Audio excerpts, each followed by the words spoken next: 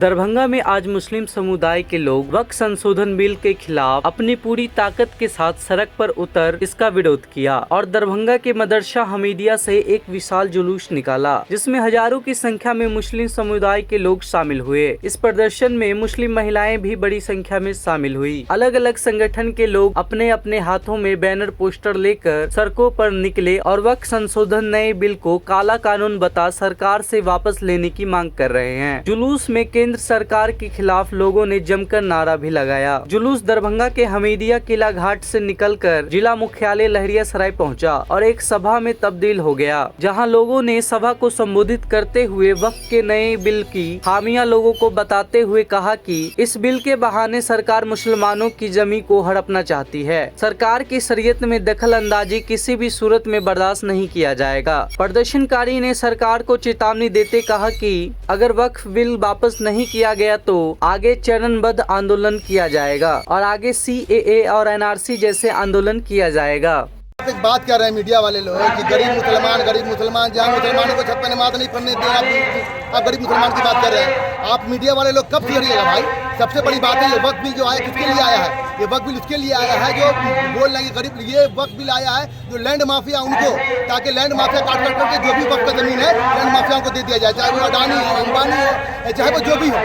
सबसे बड़ी बात यह है कि वक्फ बिल संशोधन के खिलाफ इसलिए हम लोग आए हैं कि ये वक्फ बिल जो है न किसी गरीब का भला होने जा रहा है, न हिंदू का न मुसलमान का, लेकिन इसको ये दिखाया जा रहा है कि देखिए मुसलमानों को टारगेट करके उसको हम निशाना कर रहे हैं, उसको हम तकलीफ दे रहे हैं ताकि एक पक्ष को हम खुश कर सकें। लेकिन ऐसी बात नहीं है। मैं बता दूं, शरीयत की में मुदाखलत हम लोग बर्दाश्त नहीं करेंगे। ये हमारे शरीयत पे हमला है।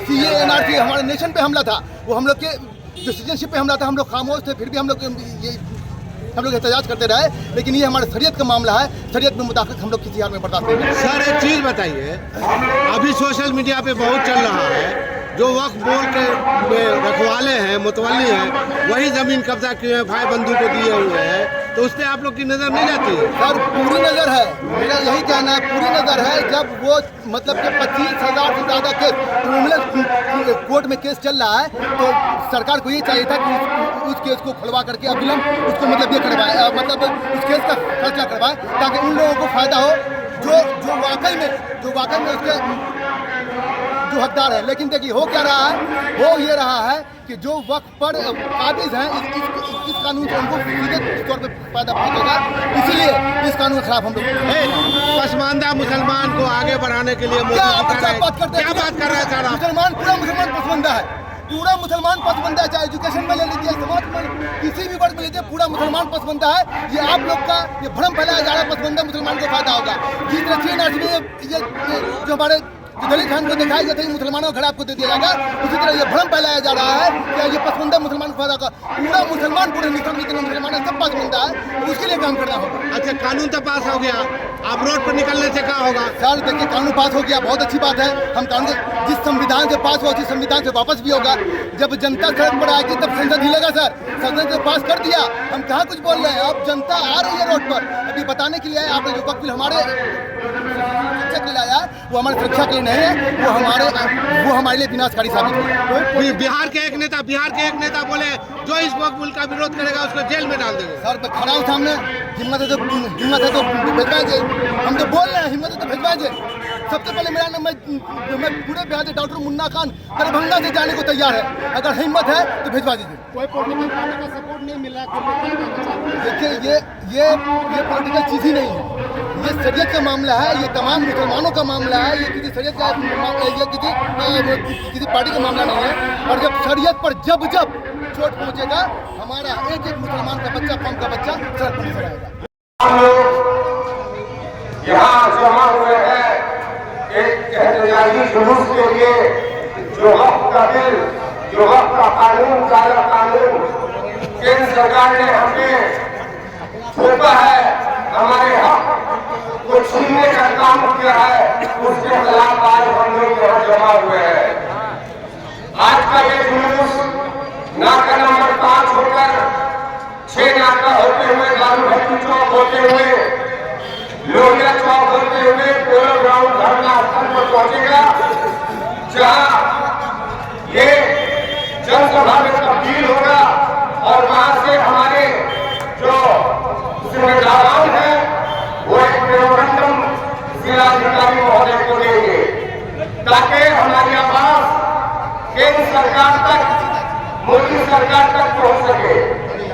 और ये जुलूस हम इंशाअल्लाह, हमारी तहसीब है कि हम अमन सुकून के साथ हमेशा मुल्क में रहे हैं और अमन सुकून पसंद करते हैं, ये हमारी तहजीब है।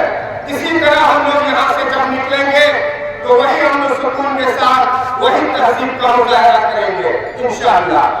तो आप तमाम लोगों से गुजारिश है कि जो भी लोग इधर उधर जमा है वो मदरसा हल्का में जमा हो जाए, और जैसे ही हमारे जिम्मेदारान, हमारे दानिश्वर जुलूस निकालने की परमिशन दे तो आप अमन सुकून के साथ उनके साथ चलने का काम करेंगे। शुक्रिया। जो 2024 केंद्र सरकार ने मुसलमानों पे लागू किया है, उसी के खिलाफ आज दरभंगा में संविधान बचाओ, लोकतंत्र बचाओ, देश बचाओ अभियान के बैनर तले एक एहतजाजी जुलूस निकलना है। इस वक्त किला घाट में आप देख रहे हैं लोगों का हुजूम है आने का, पूरे ज़िले से लोग आ रहे हैं और इस एहतजाज में शामिल हो रहे हैं। यहाँ से हम लोग पोलो मैदान धरना स्थल जाएंगे और वहाँ मेमोरेंडम देंगे और जो हमारे वक्ता हैं वहाँ अपना बयान देंगे। मांगे क्या है आखिर आप? मांगे ये है कि जब से ये सरकार आई है तब से कोई ना कोई मसले पर सिर्फ मुसलमानों को टारगेट कर रही है, वो चाहे कोई भी मसला हो।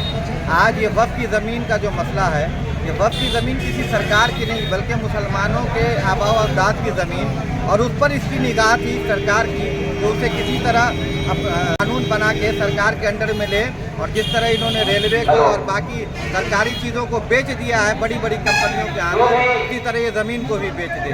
तो इंशाअल्लाह हम लोग ऐसा होने नहीं देंगे। इसके खिलाफ जहाँ तक एहतजाज करना होगा हम लोग करेंगे।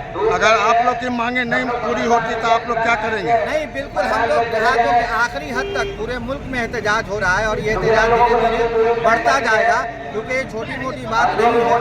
आप आज वक्फ की ज़मीन पर आपको कोई हक नहीं बनता कि आप उसके लिए कानून बना दें और मुसलमानों से वो ज़मीन आप छीन लें। क्या नाम हुआ? रियाज खान कादरी।